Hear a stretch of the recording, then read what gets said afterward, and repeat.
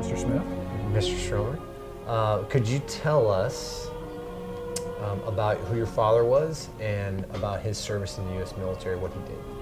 Sure. So my dad served in the U.S. Army during World War II, and he was a graduate of Hastings High School, a class of 41. The war started that same year, and he enlisted in the infantry, and he was assigned to the 45th Infantry Division. How long was your dad in the military?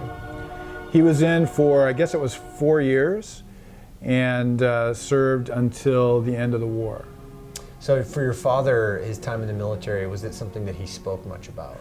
No, actually that generation I don't think did that a whole lot, and I was always interested in history, mainly because of that, and I knew that was a big part of his life, and it was a big part of American history, obviously. And I would ask him questions from time to time about his service, and he would mention things about like friends that he had in the service and things like that, but he didn't really talk about it too much until we watched Band of Brothers, and then he started to open up about it. And so what were a couple memorable stories you remember your father telling you about his time in the war?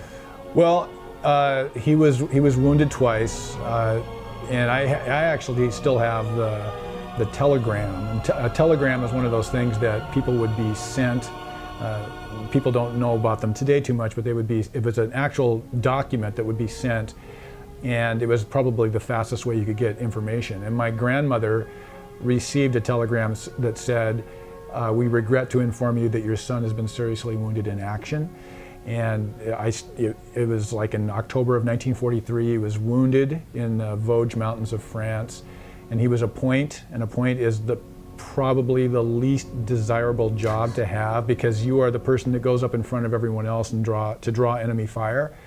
And he was going into a forest, and the platoon was behind him, and he stepped over a log and was shot by a sniper, a German sniper. He lost some of his intestines. I mean, he was in a hospital for 6 weeks, and then after that they sent him right back up to the front lines again after they, patched him up. So he was wounded and then went right back. And then was wounded again by a German hand grenade, and still until he died, he had shrapnel in his hand from that.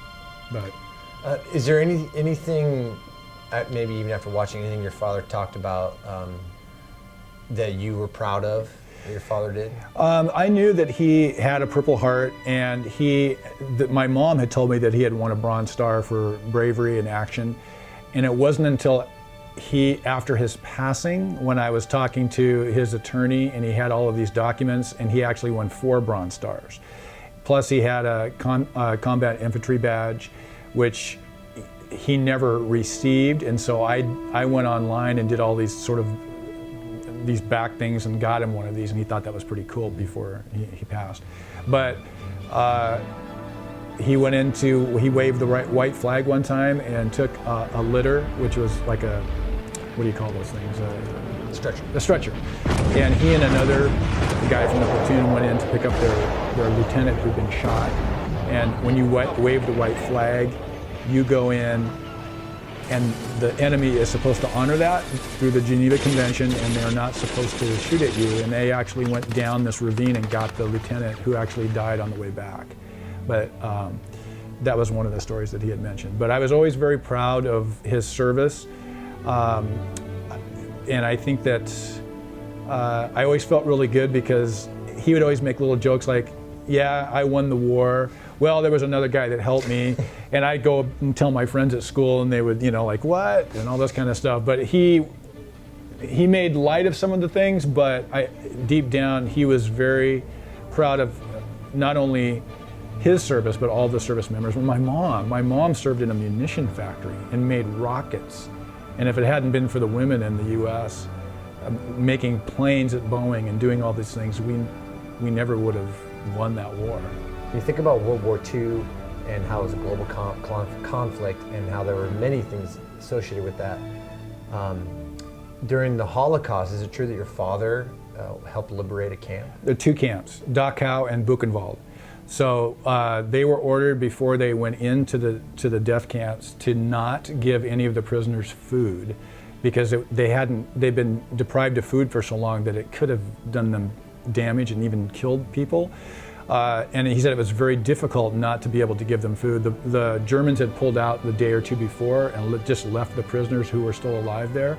And they came in, and the people were so unbelievably thankful that the Yanks had shown up to liberate them. And I think, they probably could have just opened up the gates and walked out, but they had been subjected to this unimaginable terror and death and all of these things that they stayed there. And the Americans came in and rescued them. And he did talk about that from time to time. But maybe last question, just for you, Veterans Day, does it mean anything to you having a father that actually served? It always has, and it always will. And I think that it's one of those times that it's the one time that we can all just sort of reflect and think about all of the people who have served.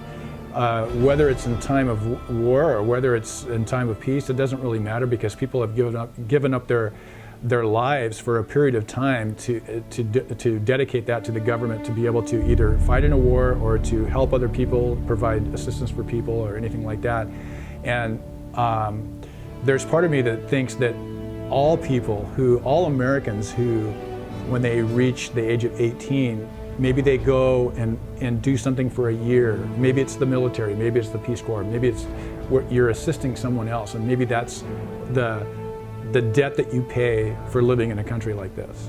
And so I always reflect on, and many other times besides Veterans Day, but that's a big one.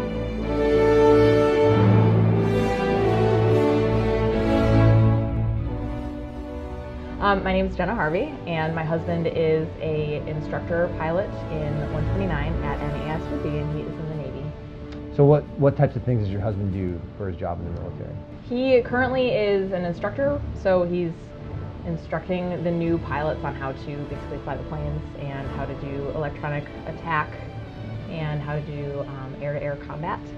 But previously he was on 2 different carriers. He was on the Bush for 9 months, and he was also on the Stennis for 6 months. So when you first met your husband, was your husband in the military? Yeah.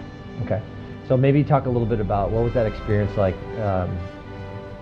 being with somebody who's in the military, and maybe just that process. Okay, so I wasn't ever involved in the military when I was a kid. I didn't know anything about it. I kind of thought the military was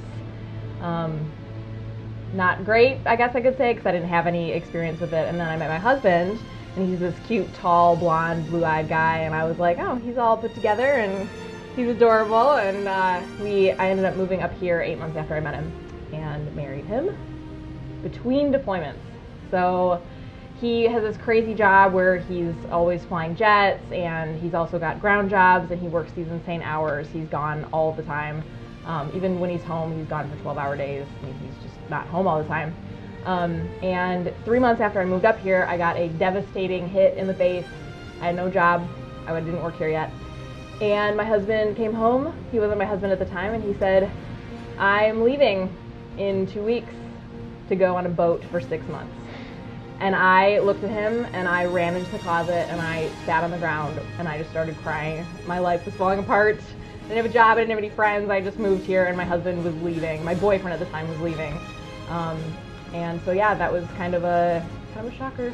So if you had to, would you say that your story was unique for military or Navy families, or is that kind of thing happen? Most people deal with, I know one woman who ended up actually getting a divorce recently because she had dealt with 4 back-to-back deployments, meaning her husband was gone for 9 months, home a month, gone 9 months, home a month, gone 9 months, etc., etc. I mean, it was just, she had a little kid, and she was like, I can't do this anymore. So maybe just thinking about that and your experiences and obviously the difficulties, what is maybe something people should know about what families have to sacrifice by having a family member in the military? We're worried constantly. I mean, my husband flies these jets, and every day when he's gone on deployment, 6 months, and then he was gone again for another 9, and every single time I got a knock on the door, I was afraid that somebody was going to be there in the uniforms and say, your husband, or previously your boyfriend, is dead. And that's like a constant fear for everyone. Right. and they're landing on aircraft carriers, which is extremely dangerous, right? Yeah, and he talks about his friends, and he tries not to talk about it because he doesn't want to worry me, but my friends will come home and they'll say, yeah, today I almost hit the ejections, and you're just like, are you kidding me right now? Right. Like, I don't want to hear things like that, but 3 years ago, my friend Valerie Delaney died. She was a pilot for a Prowler, and she did a little low-level thing, and the wing hit the ground, and she killed all 3 of them in the jet. So obviously there's a lot of risk involved, and there's a lot of sacrifices that have been made. If you just wanted to maybe finish with something positive from your experience that you've had with the military, what might that be? The community is incredible. My friends in the military, all of the people surrounding, everybody who takes care of the military, they're incredibly caring, and I feel like I'm never worried about something not being taken care of. When my husband's gone, if something goes wrong at home, you know, I bought a house by myself when my husband was gone, and it was just kind of, everybody helped me and they took care of me, and I had 4 different trucks and all my friends showed up and they helped me move, and so I feel very taken care of in the military community.